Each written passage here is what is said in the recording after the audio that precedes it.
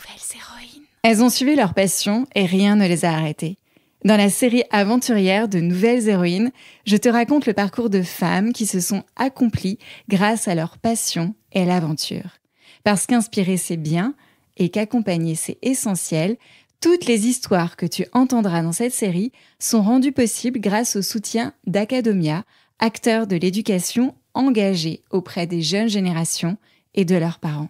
De l'école aux grandes ambitions, Academia croit que la passion est un moteur puissant de réussite et d'épanouissement. Parce que la passion rend tout possible et développe plein de compétences essentielles comme la confiance en soi et la détermination, en parallèle des compétences apprises à l'école. Et surtout, que les jeunes filles doivent entendre qu'elles en sont capables. Ensemble, avec Academia, nous célébrons ainsi celles et ceux qui ont osé rêver grand pour aider les prochaines générations à prendre le relais, comme toi. Nouvelles héroïnes. Nouvelles héroïnes. Adolescence, c'est là que je découvre pour la première fois les colonies de vacances. Et c'est là que parmi les activités que nous faisions à cette époque-là, c'est la randonnée, c'est marcher dans la nature, descendre depuis là où on était jusqu'à la ville et retourner. Et donc c'est la première fois que je découvre mon amour pour la marcher, pour faire du trekking, pour faire de la randonnée. Je travaillais bien à l'école et je peux dire que j'étais passionnée par le sport. Je fais beaucoup de sport sans savoir quel sport je veux faire. C'est juste, j'ai touché à karaté, taekwondo, je courais, je voulais faire beaucoup de choses, mais je ne savais pas c'est quoi exactement. Après, j'ai rien fait, jusqu'à après que j'ai commencé à gravir les sommets.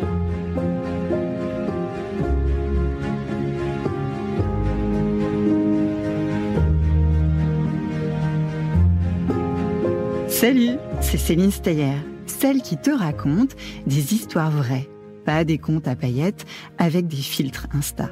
Des récits personnels avec de l'estime de soi, du courage et de l'audace. Et surtout des filles qui envoient du lourd. Des histoires pour t'aider à grandir en confiance, pour t'inspirer à tracer ton propre chemin, même si c'est parfois les montagnes russes. Ici, pas besoin de muscles en acier ni de cape magique. L'aventure commence quand tu te poses une question. Et pourquoi pas moi ? Quand tu refuses les règles toutes faites qu'on t'impose. Parce que l'aventure, ce n'est pas réservé qu'aux garçons et encore moins aux héros de fiction. L'aventure existe pour de vrai, avec des tempêtes, des sommets, de la boue et du vertige. Et aussi avec des idées en ébullition, des envies de liberté et le courage d'être qui on est. Dans cette série, tu vas croiser des filles qui ont fait voler en éclats les stéréotypes et qui n'ont pas attendu la permission de partir à l'aventure. Des filles qui tracent leur propre chemin. Bienvenue dans Nouvelles héroïnes, le podcast de celles qui foncent le cœur battant, qui doutent parfois, mais qui avancent quand même. Celles qui grimpent, plongent, volent et osent. Celles qui disent « j'y vais », alors que tout le monde leur dit « n'y va pas ». Allez, place à l'aventure. Nouvelles héroïnes. Nouvelles héroïnes. Nouvelles héroïnes. Nouvelles héroïnes. Nouvelles héroïnes. Elle est une nouvelle héroïne, née au bord de la mer, là où le vent du large caresse les orangers, à Salé, juste à côté de Rabat, dans le nord du Maroc. Bouchra, c'est son prénom. Ça veut dire « bonne nouvelle » en arabe. Et ça tombe bien, parce qu'elle en a plein dans sa tête, comme des rêves. Des rêves à l'appel, des rêves qu'on porte sur les épaules, des rêves de géants. Encore petite que pas trop grande, elle s'évade dans les pages des livres. À la bibliothèque du quartier, pour 1 dirham ou 2, elle emprunte des romans qui sentent bon la poussière et surtout l'aventure. Sa famille n'est pas bien riche et elle n'a pas assez d'argent pour les acheter. Mais Bouchra a assez d'imagination pour vivre les aventures qu'elle y découvre. Son papa répare des moteurs comme mécanicien. Sa maman brode des fleurs sur des coussins et de la patience dans le cœur de ses enfants. Et Bouchra, elle marche. Elle traverse la ville à pied pour rejoindre l'école, pour voir ses amis, pour rêver en regardant tout là-haut. Un jour, Bouchra participe à une colonie de vacances et sur un chemin rocailleux, elle découvre un nouveau monde, celui de la randonnée. Ce n'est qu'une promenade dans la montagne, une balade avec des cailloux et de la poussière, mais pour Bouchra, c'est une révélation. Comme si la montagne lui chuchotait à l'oreille. « Viens, grimpe, toi aussi tu peux. » De retour à Salé, elle garde ce souvenir dans un coin de son sac à dos.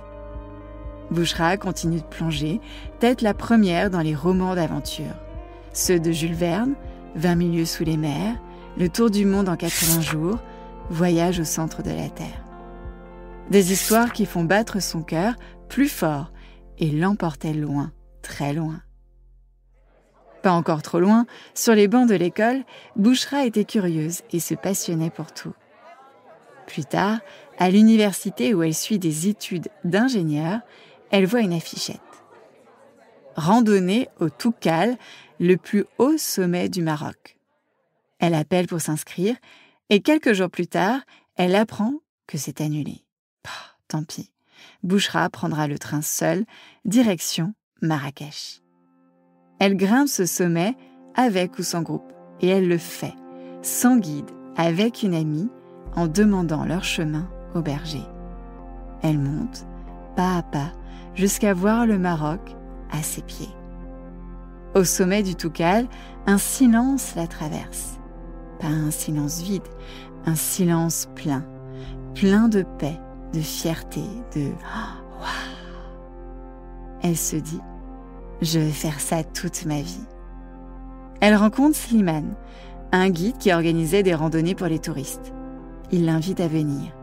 Elle travaille la semaine, randonne le week-end. Elle apprend à lire une carte, à poser un pied devant l'autre, sans glisser, à raconter la montagne aux autres. Et surtout, elle rêve. Pourquoi ce seraient toujours les étrangers, les touristes qui grimpaient nos montagnes? Pourquoi pas nous, les Marocains? Alors elle crée Delta Évasion, sa propre association.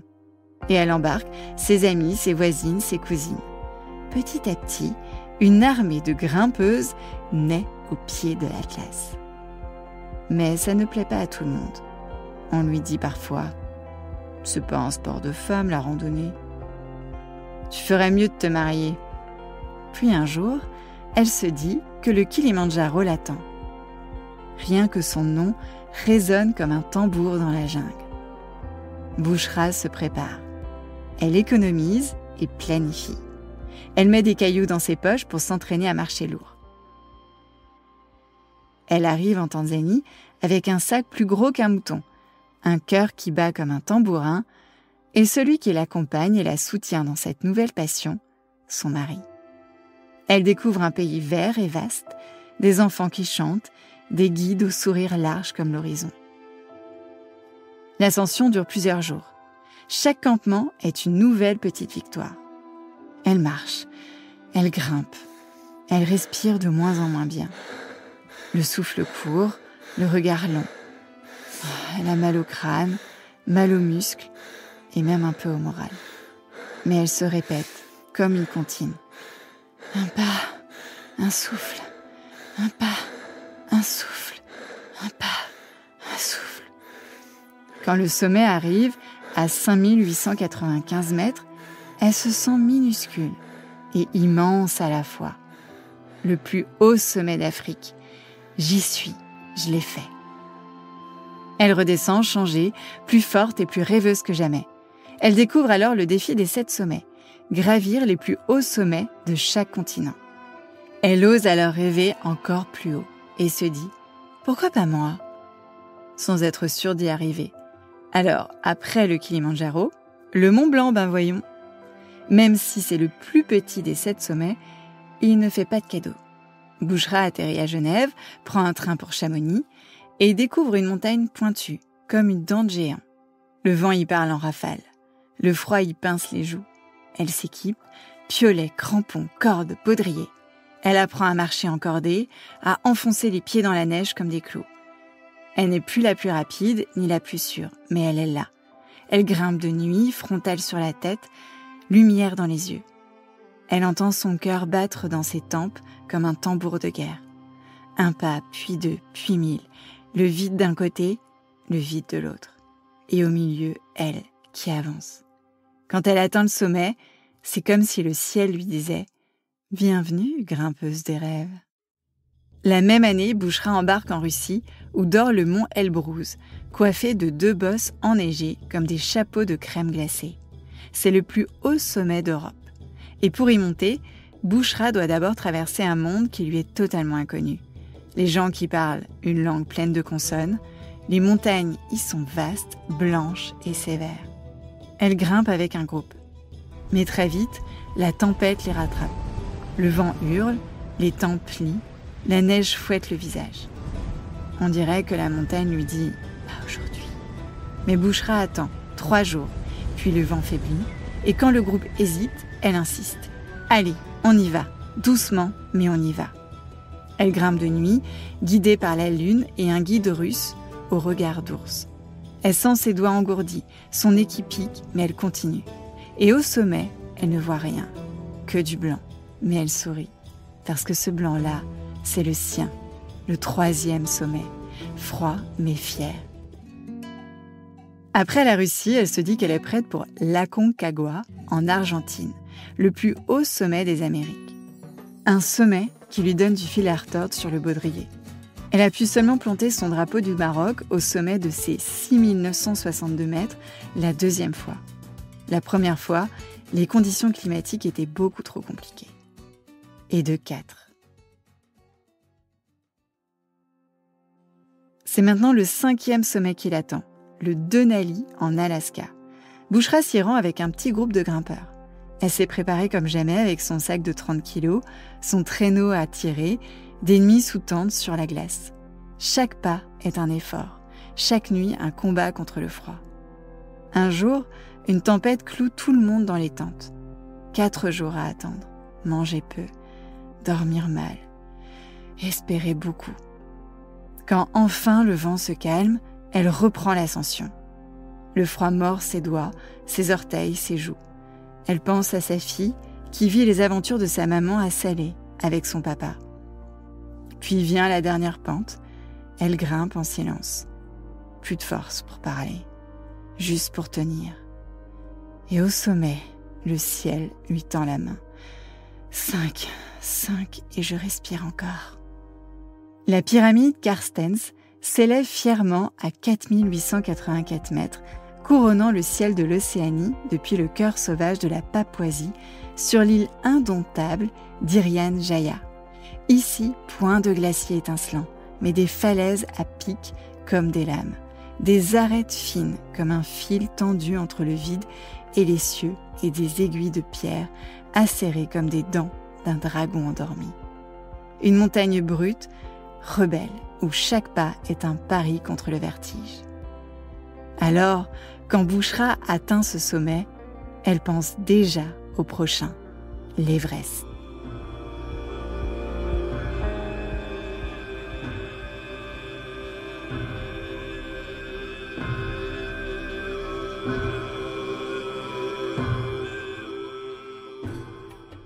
Bouchra se rend au Népal, le camp de base est déjà plus haut que les sommets du Maroc. Elle grimpe, s'acclimate, attend. Les journées sont longues, les nuits glaciales. Les rumeurs de chute, de mort, de renoncement volent entre les tentes comme des fantômes. Puis une nuit, c'est l'heure. Elle s'élance, crampons aux pieds, oxygène sur le dos. Le vent rugit, la pente est infinie. Elle croise des corps abandonnés, des sacs oubliés, des regards vides. L'Everest est magnifique et terrible. À chaque pas, elle pense qu'elle va tomber, mais elle avance encore et encore, jusqu'à ce qu'elle sente le vide, le sommet, le toit du monde. Elle lève les bras et pleure, de froid, de fatigue, de joie, de tout. Elle porte le drapeau du Maroc comme un étendard. Elle est la première femme marocaine à avoir gravi l'Everest. Elle pense à sa famille, à son Dieu qui la guide et la protège dans toutes ses aventures au sommet du monde, avec le Coran dans la poche de son anorak et ses prières dans le cœur.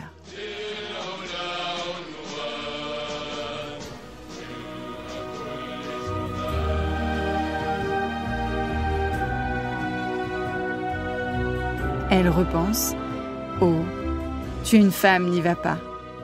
Bouchra ne s'est pas laissée arrêter, car elle a toujours cru en elle, et en Dieu aussi, et elle croit que toutes les filles peuvent grimper aussi haut qu'elles le veulent. Après l'ascension de l'Everest en 2017, elle dit dans une interview à Alpine Mag « Comme je suis une femme voilée, musulmane, les gens croient que la montagne, ce n'est pas pour moi. Alors c'est bien de montrer le contraire, de montrer que chaque femme, de n'importe quelle religion, n'importe quelle couleur de peau, peut faire les choses. » Et elle rajoute « Le Coran donne toute la liberté à la femme. C'est plus les traditions du pays qui ne la donnent pas. » Oui, Bouchra est de confession musulmane et a choisi de porter le voile. Et non, ça ne l'a jamais empêchée de gravir un sommet. Que dis-je, les 7 sommets et d'autres encore à venir.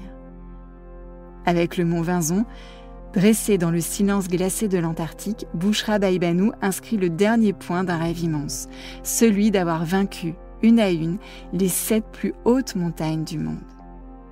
Après les 7 sommets, elle a encore gravi l'Annapurna en 2022, qui est plus difficile que l'Everest. Moins de 300 personnes ont atteint le sommet le plus meurtrier du monde. 1 personne sur 5 y meurt.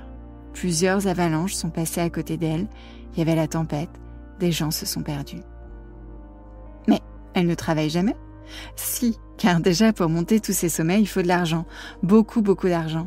Et Bouchra cherche en permanence de nouveaux sponsors qui vont financer ses rêves, mais aussi ceux de jeunes filles comme toi qui veulent atteindre ces sommets. Quand elle n'est pas suspendue aux cimes du monde, Bouchra vibre derrière son bureau du ministère de l'Équipement et des Transports au Maroc, l'esprit déjà envolé vers d'autres sommets à conquérir. Aujourd'hui, elle est maman d'une fille, elle est toujours alpiniste, toujours passionnée par les sommets et toujours en train de lever haut les yeux. Elle a créé un projet, Emperor Girls, qui permet d'accompagner des jeunes filles comme toi en randonnée pour qu'elles gagnent en confiance et bientôt à les emmener sur son premier sommet, le Toukal. Et elle, que cherche-t-elle là-haut, au bord du ciel ? Pas des médailles, pas des records. Bouchra cherche l'écho d'elle-même dans les silences des hauteurs. Elle ne grimpe pas pour être la première, elle grimpe pour se retrouver, pour toucher de près ce qui nous dépasse. Là-haut, elle sent la liberté. L'humilité lui pose une main douce sur l'épaule. Gravir un sommet, c'est risquer sa vie. Traverser la zone où la terre se tait, au décor repose dans la neige, figé à jamais. C'est affronter ce que la peur murmure. Bouchra, elle, lui répond par l'action. Elle grimpe encore et encore. La peur ne l'arrête pas. Son rapport au risque a changé, elle a appris à calculer, à endurer, à durer, à transformer la souffrance en force. Une femme debout face au vent, crampon aux pieds, foi au cœur. Elle monte là-haut pour mieux comprendre ici. Elle emporte avec elle ses rêves, son intuition et sa foi. Et dans le froid du monde, elle trace un chemin pour celles qui viendront après elle. Nouvelles héroïnes. Voilà, c'était l'histoire de Bouchra Baïbanou, le début de la grande histoire de sa vie sur les plus hauts sommets du monde. J'espère que ça t'a plu et inspiré. Un grand merci à Bouchra qui m'a accordé une interview juste avant son départ pour le K2.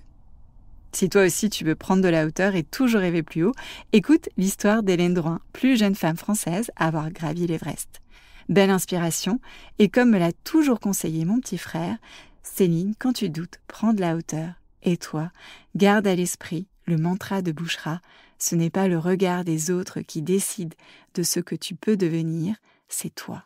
Oui, croyez en vos rêves. Ne laissez personne limiter vos rêves et vous limiter. Faites ce que vous voulez de votre vie. Choisissez ce que vous voulez. Être libre. Personne ne doit vous imposer quoi que ce soit. Voilà, c'est les messages forts que je veux passer aux jeunes filles. Nouvelles héroïnes. Nouvelles héroïnes. Nouvelles héroïnes. Nouvelles héroïnes. Nouvelles héroïnes.